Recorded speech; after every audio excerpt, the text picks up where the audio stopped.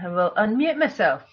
And hello, everybody. And I would like to welcome you all on behalf of Abertay Historical Society to this event celebrating the book Creatures of Fancy, which explores Mary Shelley and her Dundee connections. So, yeah, it's lovely to be able to celebrate Creatures of Fancy with you all online. And it was released, you may remember, sort of early 2020, which obviously was a great time for things to happen because we were very quickly not allowed to do anything for a very long time. So we did have an official launch at the time, but we didn't manage to sort of get the book out there as much as we would have liked. So it's great to be able to do this online, and especially as it means we can have people join us from around the world, particularly Gordon Bannerman, one of our speakers who is beaming in from Canada.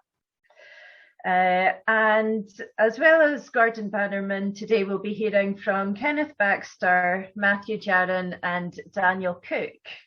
And I will introduce them all kind of before they do their talks.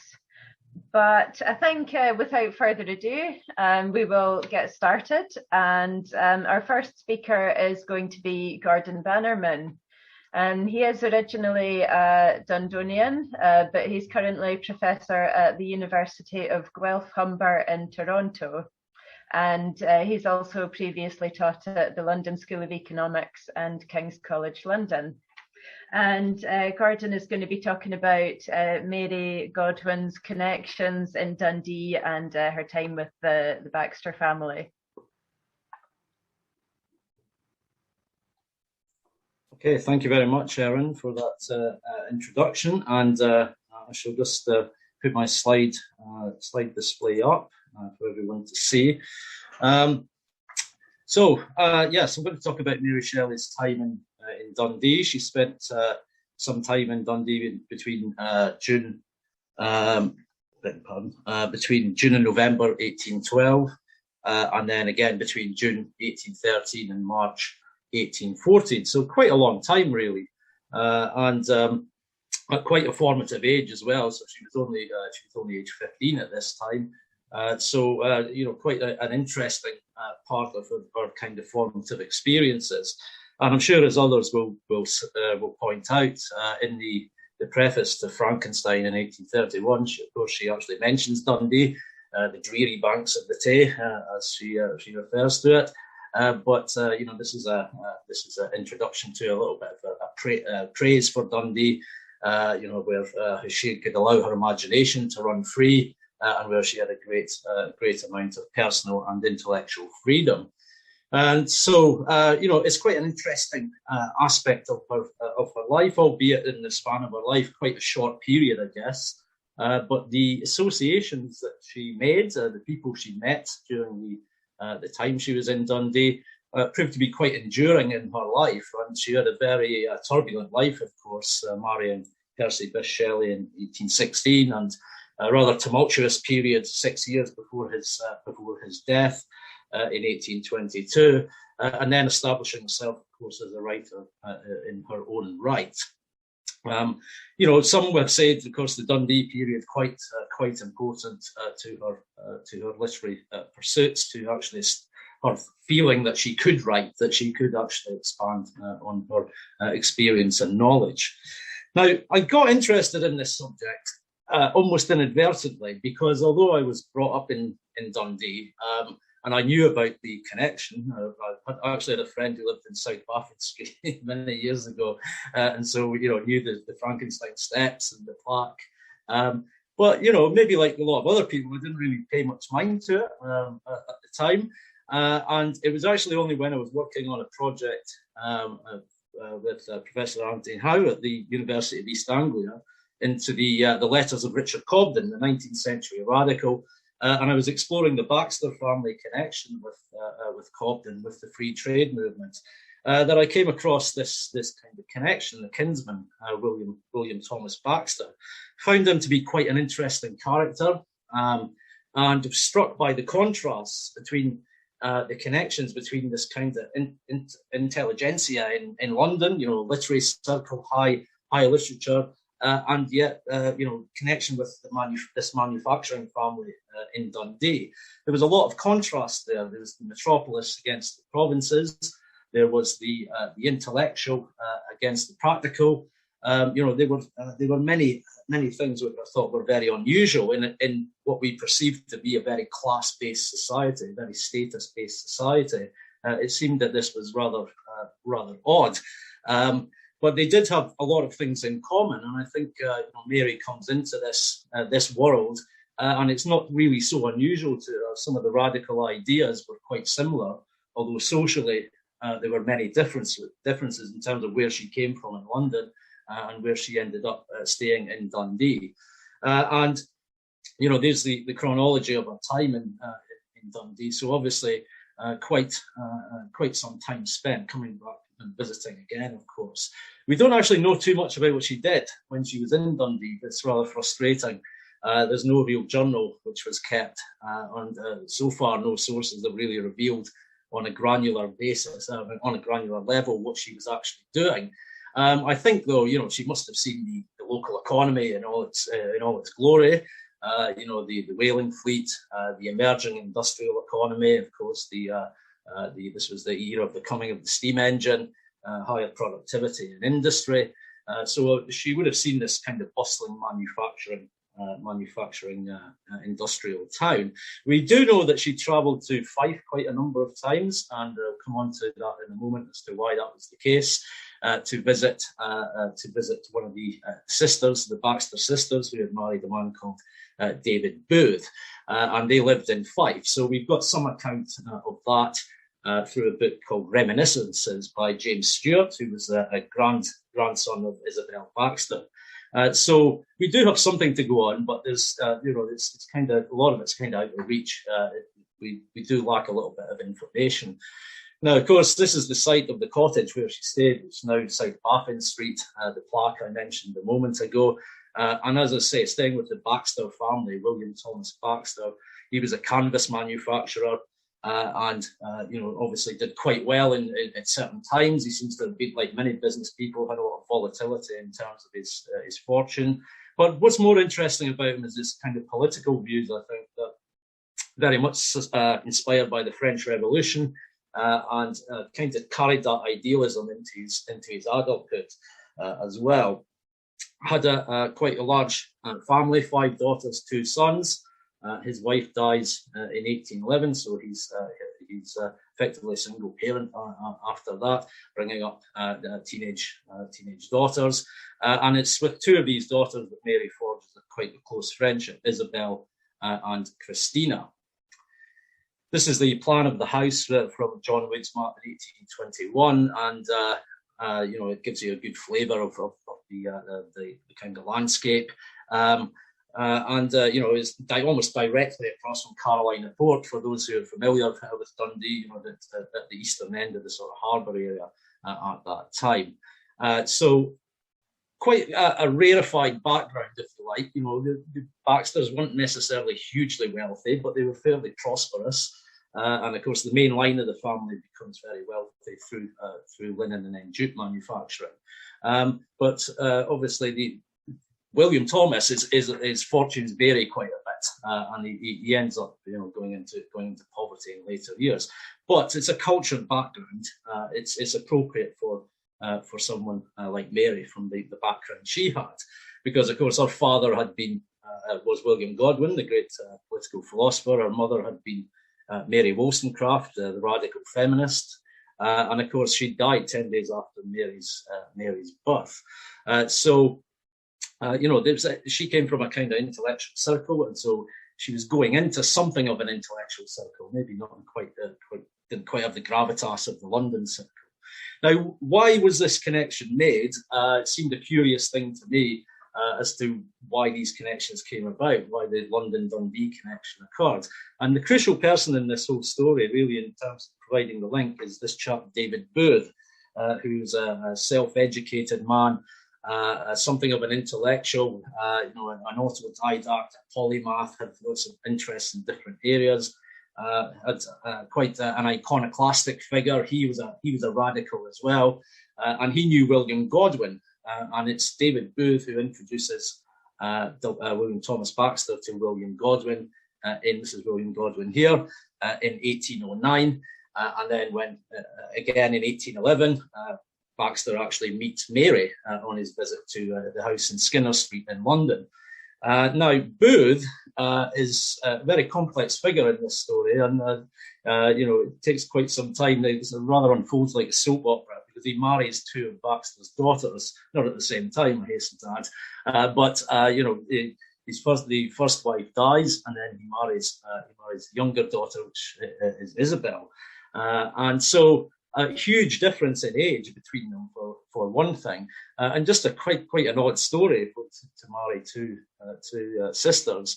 It did happen, and there was legislation which actually outlawed this eventually. But a huge difference in age seemed to me that Booth had something of a hold over the family in some respects, in some kind of unspecified, undefined way. But he is the crucial link in terms of how Mary ends up in Dundee. Now, the reason is ostensibly because she's recovering from an arm injury, but the real reason is because there's tension in the household between her and her stepmother, Mary Jane Claremont, and so Godwin thinks it's a good idea to send her to Dundee and to have a little break to ease the tension in the household. And so she arrives in Dundee, goes by the Osnaburg packet boat in 1812, and spends quite a happy time there. She seems to find kind of kindred spirits, especially Isabella, the daughter she's closest in age to, and they had some things in common. They obviously adolescents, similar age. Isabella was slightly older. They both lost their mothers. I think that was a big point of contact. They having the empathy and the understanding of that loss, and perhaps finding kind of solace in that, through their friendship in that respect.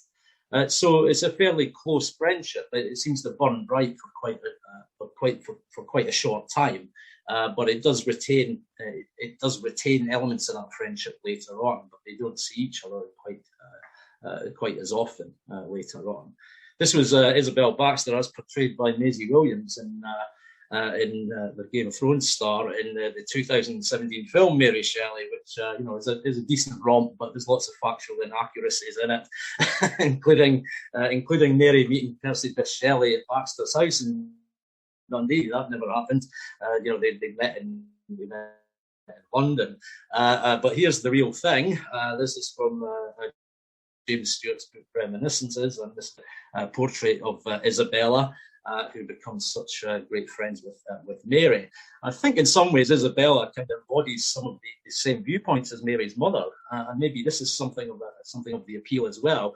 That 2-year age difference might have given her a bit more maturity, and she similarly was no doubt under the influence of her father as well, in terms of being an ardent follower of the French Revolution.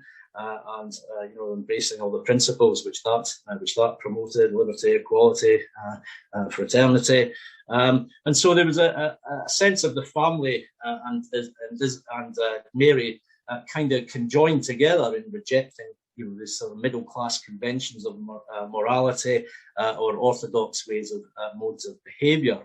And Isabella is by all accounts quite a radical thinker, and by the accounts from her grandson in his book, he gives quite a good character sketch of her, and to give an indication of her learning, her understanding of history, of culture, and also the customary practices of 18th century Scotland. She was very clued up on that. So I think she's very influential on Mary. Politically, but also obviously just in terms of the overall friendship. I think it's quite a strong bond they form. Now, but there's this whole circle of people, the Baxters and Booth as well, have another strange aspect to their identity, if you like, that they're dissenters, they're followers of what's known as the Glassites. And I'm sure everyone in Dundee has been inside the Kale Kirk in King Street, which was the Glassite meeting house. So they had a philosophy theology a bit like primitive Christianity. So it was more about lack of ostentation, simplicity of manners, having compassion for the common people, and you can see how that would fit in with support for the French Revolution, support for the democracy, if you like, for freedom, for greater equality. So in some respects, although the Glassites are meant to be politically neutral, they do embody these kind of principles. So the Baxters are followers of Reverend John Glass, who'd started the group, and they have their services in the church. But I'm pretty certain that Mary would have visited the church. It would seem very unlikely that wasn't the case, given that they were still in the church at that time. They were later excommunicated because of the marriages, but that hadn't occurred yet. By the time Mary was there, they were still within the church. So it was a very communal type of Christianity, as I say, meant to be politically neutral. But just through these kind of attributes, their theology, you can see how it would fit in with the kind of radicalism of the time. Here's the famous church of course, marvelous place it is. So what happens afterwards with this whole group is that I mentioned David Booth married two of Baxter's daughters. That was an unclear area, both legally and theologically, but it's interpreted by the Glassites as being incest, as being an incestuous relationship. So although it's not outlawed by the law of the land, by canon law, it's deemed to be unacceptable. If husband or wife are one flesh upon being married, then any kind of relationship with a sister-in-law or brother-in-law is deemed to be incestuous. So they're all thrown out of the Glassite church after 1814. But I think it was a strong influence, and I think this is where Booth must have met Baxter. It's not very clear how their association grew in the first place, but I think it must have came through the church, because the Glassites were quite a presence in the later 18th century, and particularly strong in Dundee. I think this was an important connection. I'm sure Mary would have went to the church. I'm pretty certain of that. But again, we don't have conclusive proof of that. So Mary forms quite a strong bond with Isabella, but of course, after going back to London, she becomes married to Mary becomes married to Percy Shelley. They have an unconventional lifestyle. There's Claire Claremont, her sister-in-law, who is part of the household. It's unclear what the dynamics of those relationships are. And then, of course, when Isabella marries David Booth at some point in 1814, there's a conflict between them, and Booth is scandalised by Shelley's dissolute lifestyle, and so forbids Isabella from seeing Mary. So there's a fracture in the relationships after the Dundee visits, and Mary is kind of left high and dry because Booth considers their conduct to be immoral, which is unusual coming from somebody who'd married two sisters. But that's everybody's got their own morality. And there was also a pretext given for it in terms of class and status, that Baxter himself, who seems to have been caught in the middle between these factions, the younger generation, if you like, suggested to Shelley that Mary's association had taken her into a social and intellectual circle, which was far different from the way he'd brought up his daughters. So it was like a question of decency, of sensibility, if you like.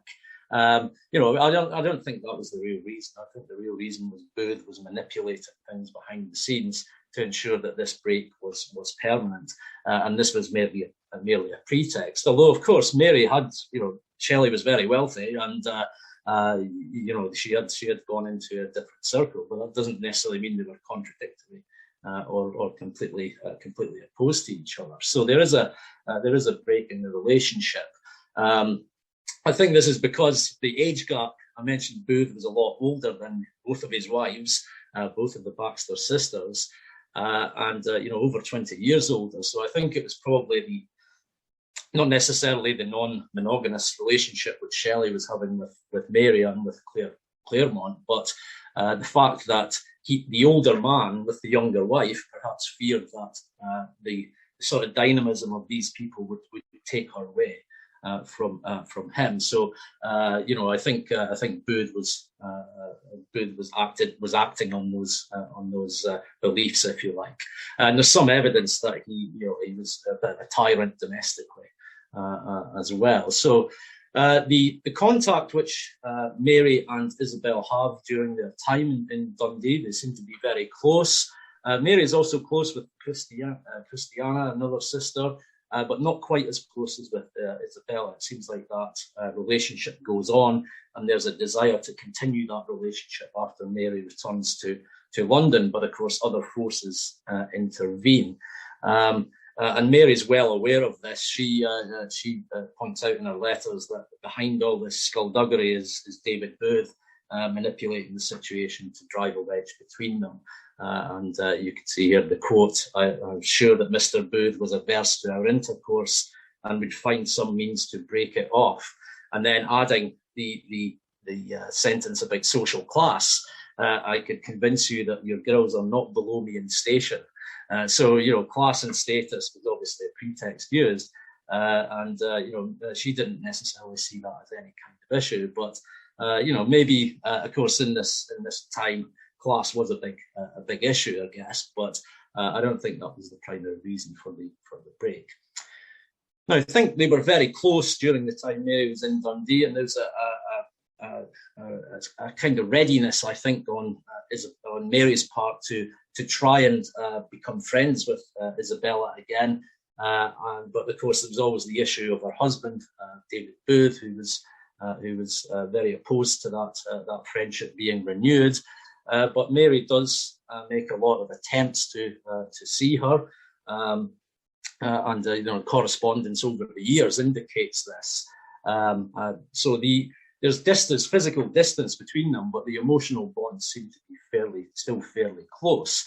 And that Mary, when she dies, 1851, she requests her son to grant an annuity, an annual payment to be made to Isabella, a request that was honoured. So what we can say about these set of relationships, I think, is that they're obviously very, very important in terms of Mary's intellectual development, which I'm sure others will talk about. But it's a perennially fascinating thing for me to see these kind of collisions between different worlds and different social circles, different people from very different circumstances who were finding enough in common to be friends. And to associate with each other. Another feature of this whole thing is, of course, that Shelley himself had met Booth and Baxter, and was quite liked both of them. He didn't have any pretensions in terms of class or status. He agreed with many of their sort of radical principles. So that seemed to kind of transcend any social class kind of distance difficulties. But it was certainly a very important set of relationships, and it would be nice if we could find out a bit more about what she actually did when she was in Dundee, because it seems to me that they must have spent a lot of time together, Mary and Isabella, and perhaps some of the other children as well. So I'm sure their very close bond came through that close relationship, and. It was obviously testimony that Mary was granting an annuity to her at the end of her life, that she still looked out for her, she still thought of her. Isabella lives until the next decade, into the 1860s, but there's no record really of her relating her friendship with Mary, other than in the reminiscences by James Stewart, which I mentioned. Her sister was interviewed by the Dundee Advertiser later, Christiana, and she made some comments about the friendship Mary had with both of them, which were quite interesting, which you will find in the book. So some of the content in the book. But I think that's I'm going to end now because I've taken up enough time. But I would just end by saying that it's an incredible story in many respects, and for Mary to have spent this time in Dundee is a feather in the cap for Dundee, if you like. It's an interesting aspect of our history, and one which hopefully we'll find out more about in due course. So thank you very much for listening. Thank you, Gordon. That was, you're right. There's just so much going on there in these social circles. And yeah, it's seems like a really kind of powerful friendship between the two women. And so, yeah, as you say, hopefully we'll find out more about that at some point. And so I'd now like to introduce our next speaker, who is Kenneth Baxter.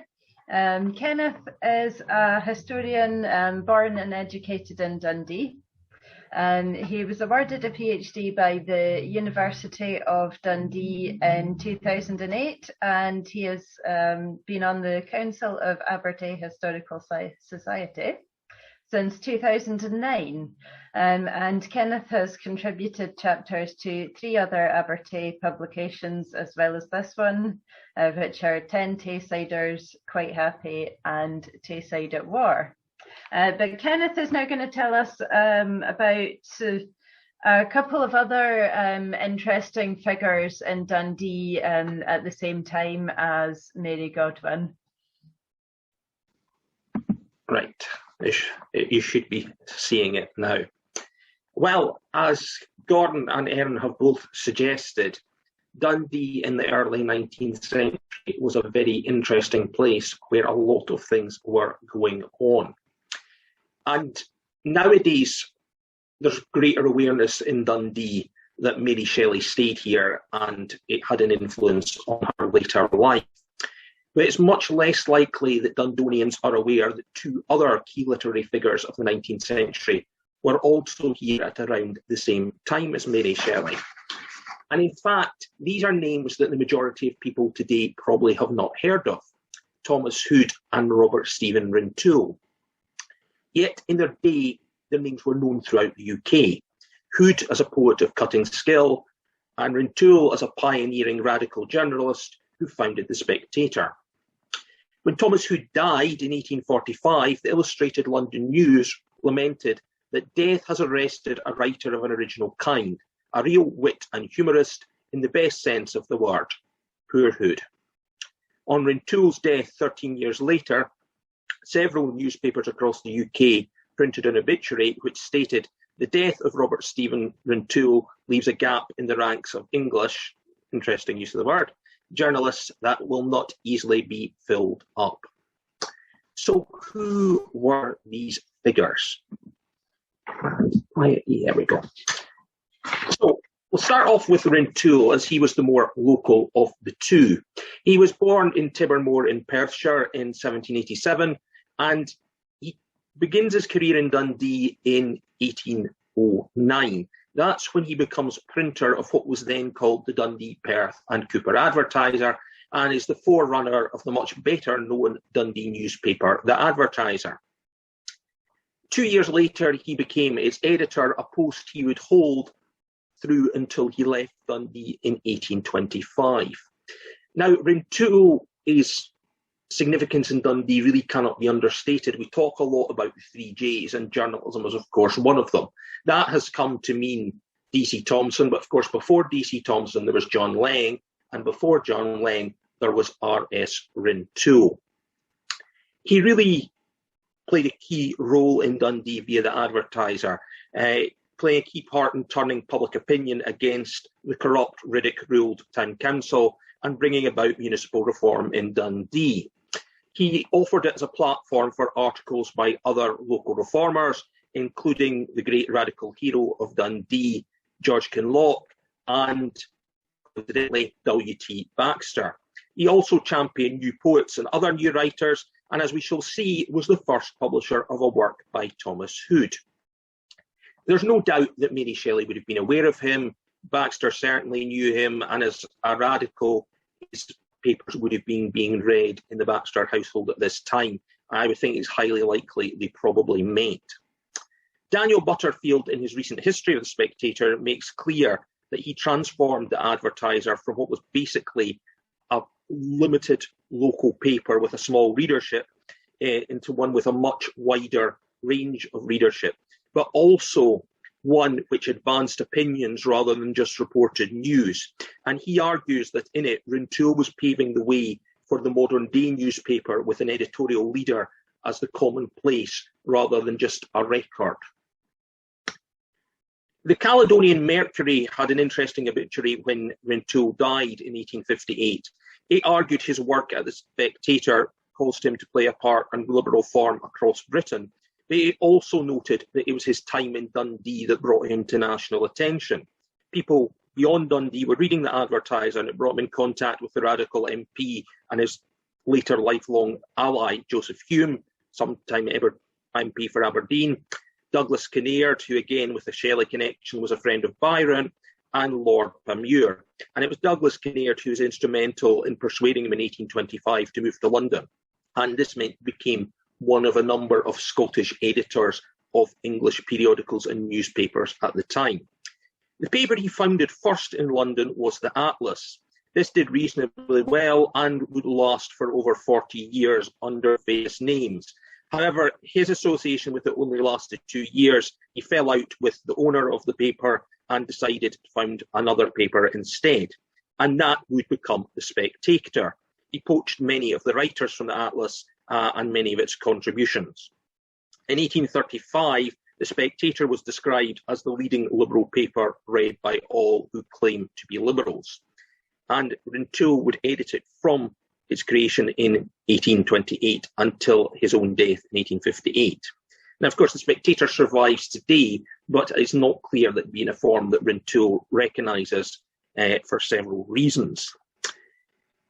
Admittedly, the Spectator tried to portray itself initially as non-political, and the adverts for it emphasise this, that it was intended to provide commentary but impartiality.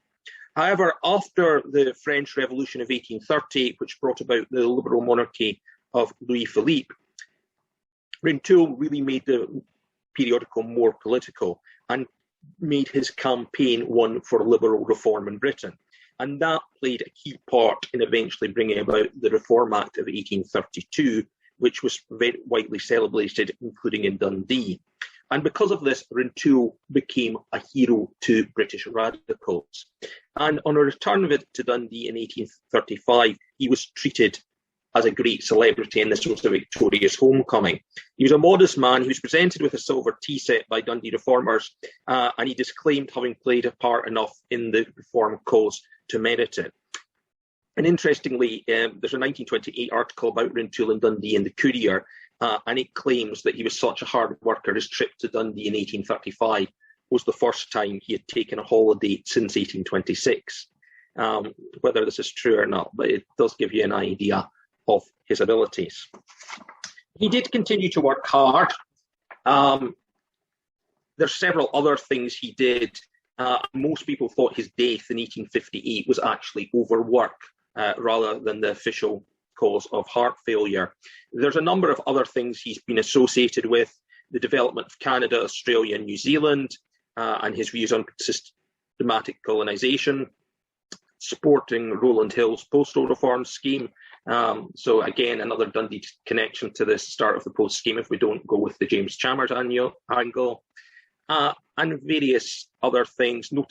There's obituaries speak about his sincerity, his kindness, his tenderness. But the key thing was he was a key figure in developing the newspaper industry and developing political ideas.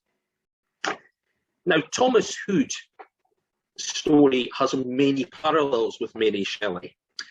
He's widely regarded as one of the finest humorous satirical poets of the first half of the 19th century. And in his day, he was known as well as any other poet in Britain, although he is now not so well known. He was born in London in 1799, but his family had originated from Errol, and his father had reportedly served as an apprentice with the Dundee bookseller before going on to achieve success in London. Now, nobody has ever managed to successfully pin down which the Dundee bookseller he served with was.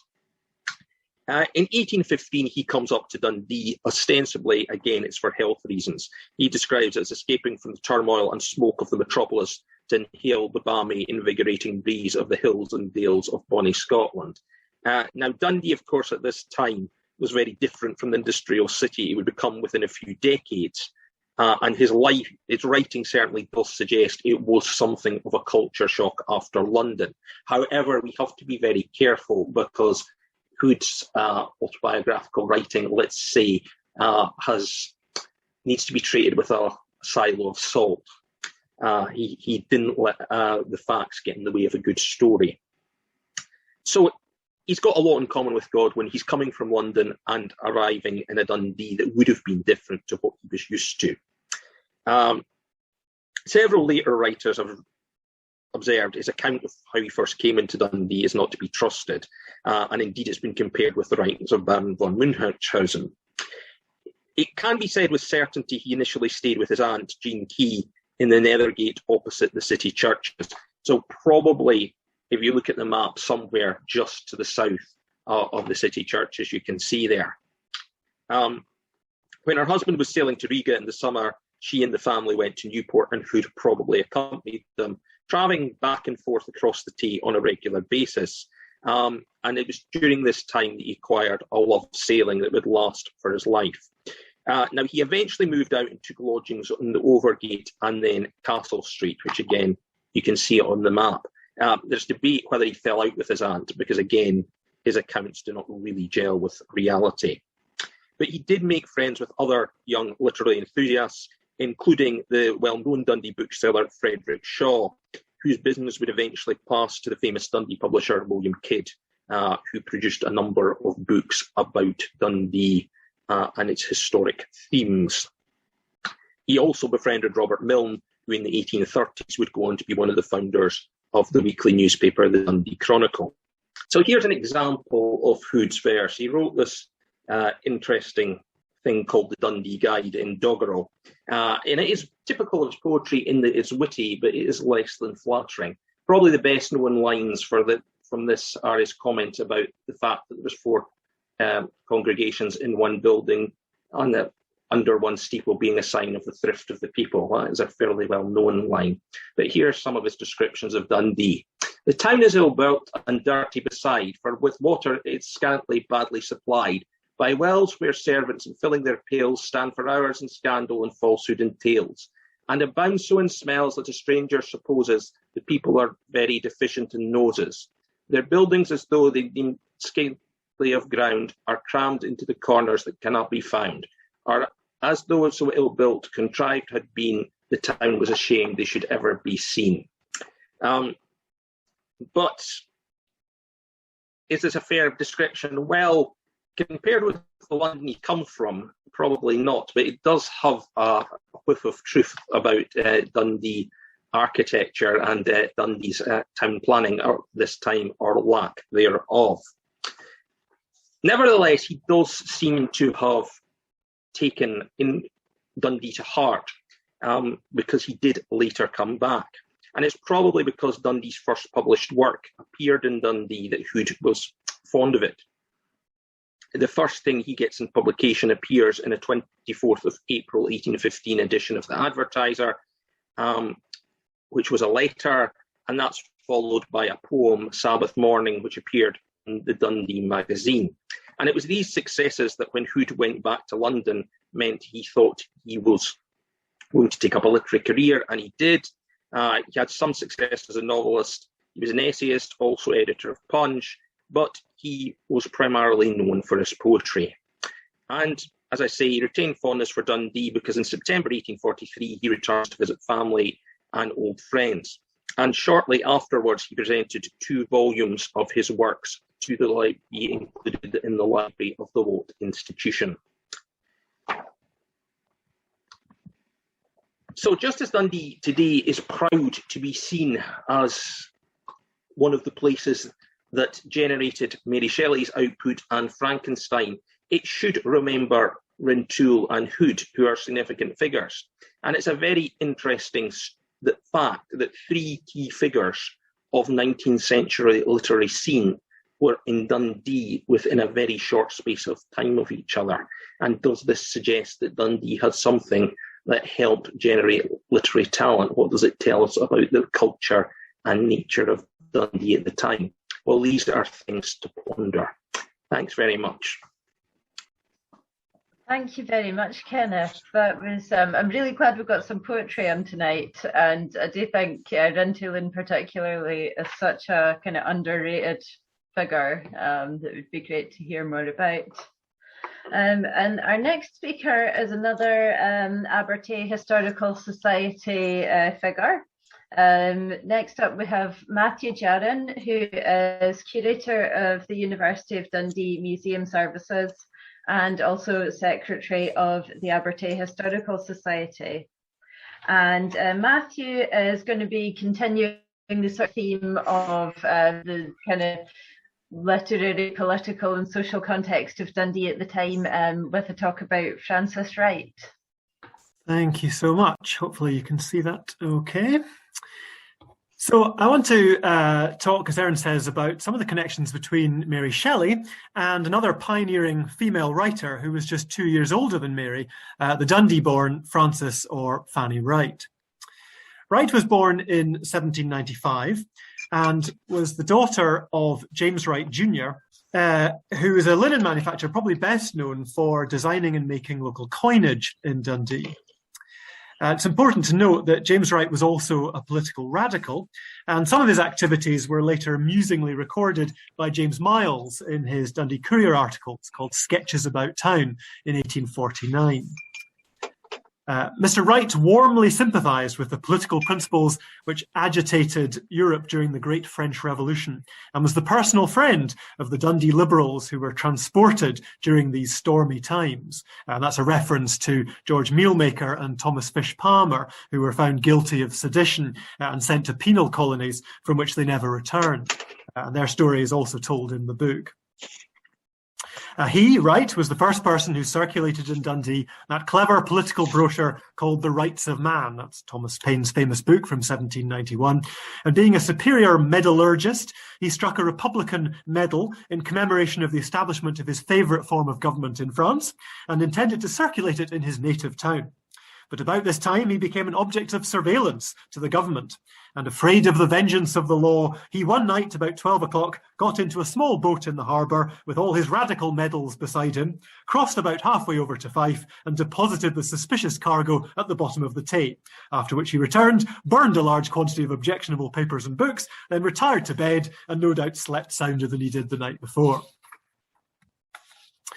Well, James Wright's daughter was orphaned at the age of 3, but was left a substantial inheritance and was brought up by an aunt in England, and then her great-uncle, James Milne, who was Professor of Moral Philosophy at the University of Glasgow. In 1818, same year that Mary Shelley anonymously published Frankenstein, Wright travelled to the USA, spending 2 years there before returning to Scotland. Eager to see how the principles of the Declaration of Independence were being put into practice, she became particularly impressed at the rights and freedoms enjoyed by women in American society. The prejudices still to be found in Europe, though now indeed somewhat antiquated, which would confine the female library to romances, poetry and belles lettres, and female conversation to the last new publication, New Bonnet and Pas Seul, are entirely unknown here. The women are assuming their place as thinking beings, not in despite of the men, but chiefly in consequence of their enlarged views and exertions as father and legislators. Well, that quotation comes from Wright's 1821 publication, Views of Society and Manners in America. The book was a huge success. It was translated into several languages and brought her to the attention of many leading reformers. It ultimately led to her return to the US in 1824, where she visited the Utopian community founded by Robert Owen at New Harmony, Indiana. Owen was a Welsh-born industrialist who had made a fortune in Scotland from his textile mills at New Lanark. These had become internationally renowned because of Owen's social reforms. But Owen felt he could not go far enough in his experiments, and in 1824 he sailed for America, purchasing New Harmony in order to implement his vision of what he called a new moral world of happiness, enlightenment and prosperity. He intended his new community to be a centre for advances in education and scientific research. Unfortunately, it proved to be an economic failure, but would have a considerable influence on the many people who visited it, including Frances Wright. In 1925, Wright published a plan for the gradual abolition of slavery in the United States, and, inspired by New Harmony, established her own community, the Neshoba Commune in Tennessee, as a demonstration of her plan, a place to educate slaves and prepare them for freedom. It was at this time that she began a correspondence with Mary Shelley, who was full of admiration for her story, as we can see from this letter from Shelley to Wright. A woman, young, rich, and independent, quits the civilization of England for a life of hardship in the forests of America, so that by so doing, she may contribute to the happiness of her species.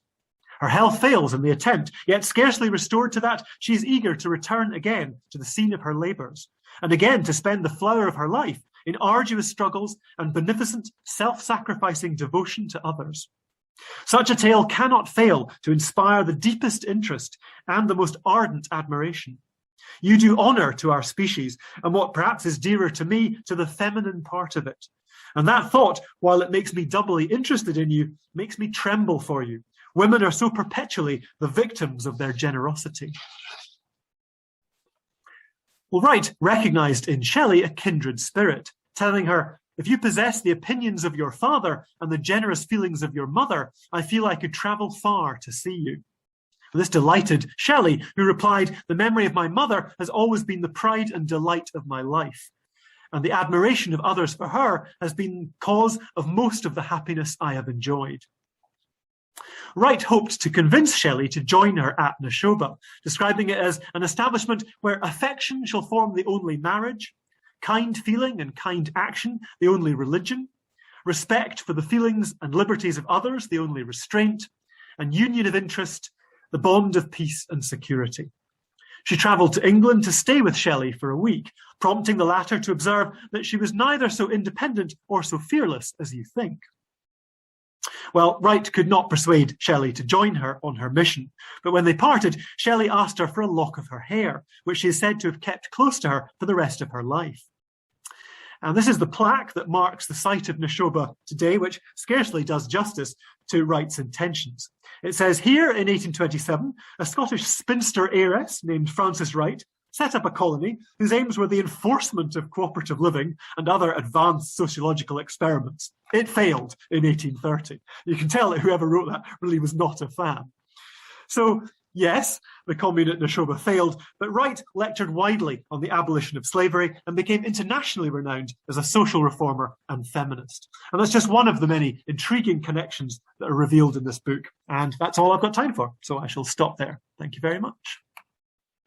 Thank you very much, Matthew. And it is fascinating, just all these kind of friendships and networks that are coming out this evening. Now, our final speaker for today is Daniel Cook. And Daniel Cook is Reader in English at the University of Dundee and Associate Director of the Centre for Scottish Culture. He's published widely on 18th and 19th century British and Irish literature and edited a special Dundee edition of Frankenstein for the bicentenary in 2018. And Daniel is going to be talking about Scotland in Mary Shelley's work. Thank you, Erin. Quick sound check. Can you hear me okay?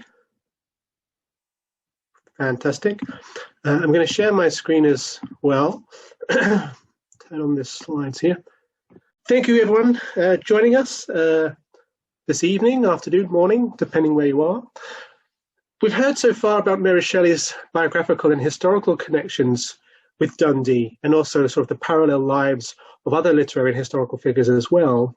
I'm going to focus on my chapter from the book, Creatures of Fancy.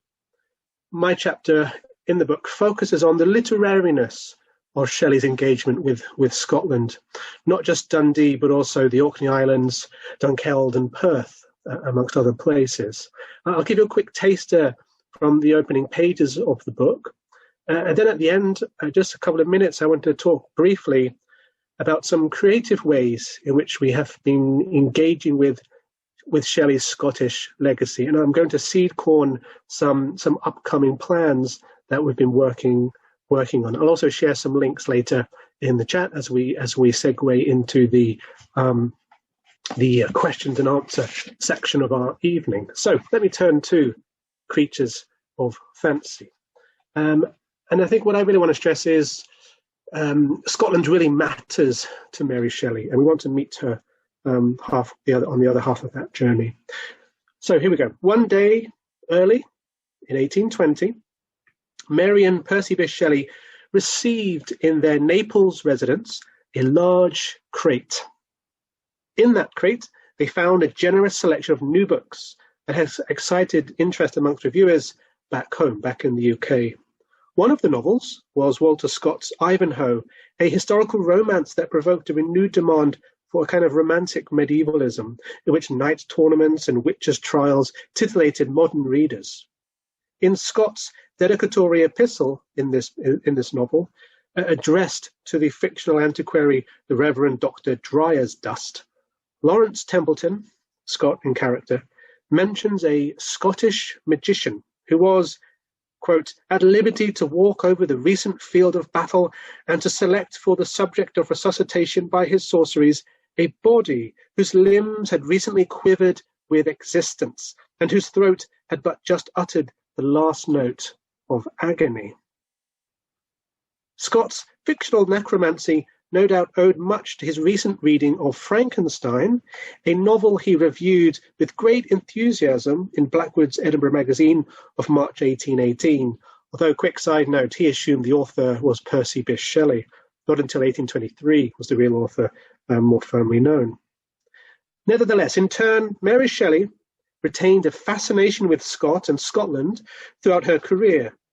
Mary Shelley wrote her own lesser-known historical novel, The Fortunes of Perkin Warbeck, 1830, which features both James IV and James III, the latter in flashback, among other Scottish figures. The Last Man, 1826, an apocalyptic novel set, incredibly enough, in the late 21st century, is partly set in Perth and Dunkeld. Of course, it is her masterpiece, Frankenstein, 1818, in which we find the most extensive literary engagement with the Scottish landscape, especially a desolate and barely inhabited Orkney Island, where Victor Frankenstein is tasked with yet again creating life out of dead matter. And I think the novel Frankenstein includes its own sequel, in a sense, but it's a frustrated sequel because, of course, Victor, in a fit of anger and fear, destroys that female cadaver, a female that is resurrected, if you like, by filmmakers as the bride of Frankenstein. Certainly there is a profound fitting irony here then. Scientific creativity occurs in a place he associates with destruction and decay, the Orkney Islands. This markedly Gothic sense of creation, reforming life out of death, takes a personal turn in the author's retrospective account of her residency in central Scotland as a teenager.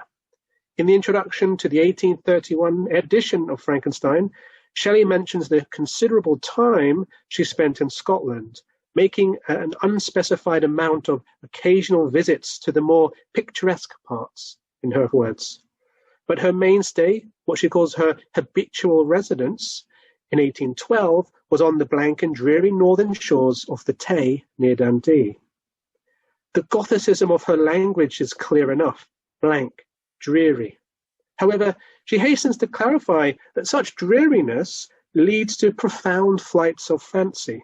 They were the eyrie of freedom and the pleasant region where, unheeded, I could commune with the creatures of my fancy. There you go, that's the book title for you there. And she was already writing here, however unsuccessfully, by her own estimation. I wrote then,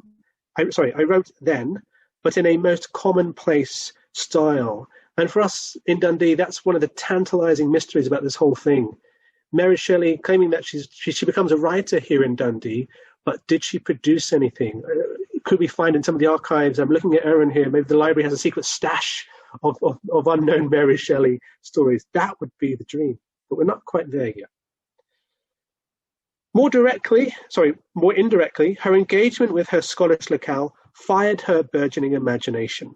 It was beneath the trees of the grounds belonging to our house, or on the bleak sides of the woodless mountains near, that my true compositions, the airy flights of my imagination, were born and fostered. So even if Mary Shelley did not produce anything in Dundee, she became a writer here, in theory, if not in practice, as it were. In my chapter in the book, I trace Shelley's literary depiction of Scotland, one that is at turns Gothic and sublime, a place of terrors and wonders. In order to throw such depictions into relief, I follow the journeys of her characters, principally Victor Frankenstein, Clerval, and the Creature, as they head north throughout Britain. Understandably, accounts of the rise of literary tourism since the 18th century rarely, if ever, include Shelley's Gothic Scotland. But that it does not feature in bespoke histories of Gothic tourism at all is regrettable. After all, as I suggest in this chapter, Frankenstein is in part a parody of the gentlemanly tour typically undertaken by the leisured classes in the period. And of course, we might draw a parallel here with another major Gothic novel of the 19th century, Dracula, which pokes fun at anxieties around the fear of invasion, the foreigner buying up property in England. Frankenstein's uneasy Gothic tour throughout the UK up to Scotland also spotlights the emotional and moral complexities of his narrative arc, oppressed with existential angst, but still able to take pleasure in the countryside. Shelley also spends time in Dunkeld in The Last Man, which is already a significant spot for literary tourists in the period. In Dunkeld, poets such as Wordsworth and Coleridge made a pilgrimage to Ossian's Hermitage, which became a key site of Scottish Romanticism. So in short, Scotland mattered to Mary Shelley, but in a very holistic sense. It was a site of horror, but also a site of imagination as well. And just for my final minute or two with you, I just want to segue then into what we're doing in Dundee to celebrate Mary Shelley's legacy here. We produced an edition of the novel, which is available for free online. We also made print copies. We printed off 5,000 of these and circulated them locally to school children and other groups in the local area and in Angus and Fife as well. It includes a foreword by the leading expert on the Scots language, Billy Kay. It includes artworks by some amazing comics artists, including Dan McDade and others. We've also hosted multiple series of events going right back to 2018, pre-pandemic, which feels so long ago, to celebrate the anniversary, of course, 200th anniversary of Frankenstein, in which we had a series of creative events working with local partners to begin to generate interest in that local history. Through a series of events, we had a pantomime, film screenings, including The Bride of Frankenstein, which is such an amazing homage, but also an extension of Mary Shelley's world. Comic books as well, including this one here. Oh, no, I'm going to flick ahead. Mary Shelley's Dundee or Frankenstein Begins, which we're going to make available on a new website that we're building, which will also include links to the novel, this comic, which tells us in graphic form the origins of Mary Shelley's life here, largely in a very inventive way. As Gordon said much earlier, we know tantalizingly little about Mary Shelley's life here, but we can piece things together if we take an alternative approach, which is to think about what kind of sites and people would have inspired Mary Shelley. Where would she have gone? What stories would she have heard? Local stories about witches and dragons and the like. We also read our own sequel. I say we wrote. I didn't write it. I didn't do the drawing. I left that to the professionals, the comics artists. And a quick shout out to the Dundee Comics Creative Space here in Dundee who produced these works. Norrie Miller is the featured artist here, but also features work by Dan McDade. Frankenstein Returns, a shameless rip-off of Batman Returns. But we imagined the return of the creature to Dundee. And I'll pretty much wrap up here. But we need to do more with Mary Shelley's connection with the city. Here, South Bathan Street, the Frankenstein Steps here, upon which we performed sort of a flash mob miniature play. The plaque here is interesting, and Gordon referred to this earlier. It captures the dates of Mary Shelley, then, of course, Mary Wollstonecraft Godwin in Dundee, but I'm really drawn to that word visited. Mary Shelley did more than visit Dundee. She grew up here. A short period in her life, but those formative years which mattered to her. And again, she tells us very explicitly, she became a writer here. We need to take that more seriously. So that's why we're engaging with her critically and creatively. And I did mention some tantalizing hints then. So we're building this new website. We're going to call it Mary Shelley's Dundee, from which you can download the Dundee edition of the novel. I'll send you, I'll put you the link into the challenge just a second, plus those comics, Frankenstein Begins and Frankenstein Returns. We're also working on a self-directed tour of the city. We're working closely with Dundee City Council, basically modelled on Joyce's Dublin. So that will be a downloadable map that we're working on, again for free. We're also looking into statues and public artworks commemorating Dundee. But this kind of stuff happens all the time. Lots of graffiti has popped up in the city recently, fairly near to South Bathan Street, that celebrates Frankenstein. We're also part of a larger network called #GothicWomen, which in 2023 will be hosting a global event. 2023 is a big year for Mary Shelley. That's the year she's outed publicly as the author of Frankenstein officially. Her name's attached to the book for the first time after great success with stage versions of the novel. I'll pop links in the chat. Follow us on social media. It's a collaboration with the Universities of Newcastle, York, Cardiff. Thank you for your time. Let's open up for some questions, queries. Thank you.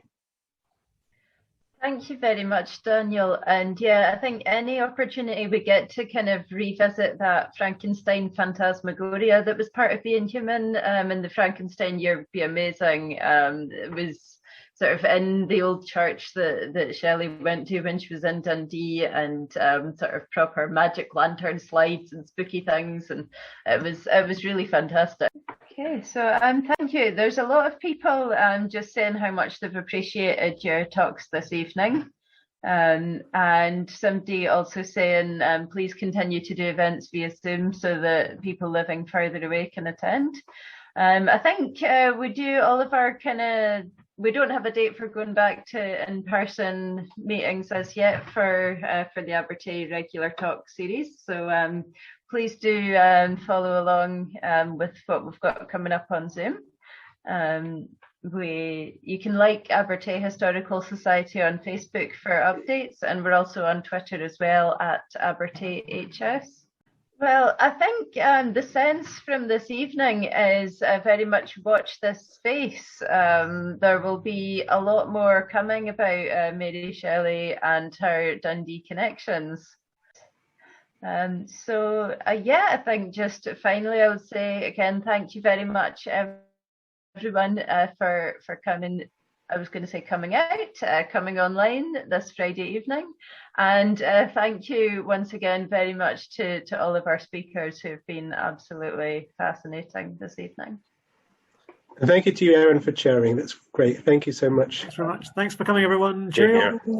Thank you. Thank you all very much.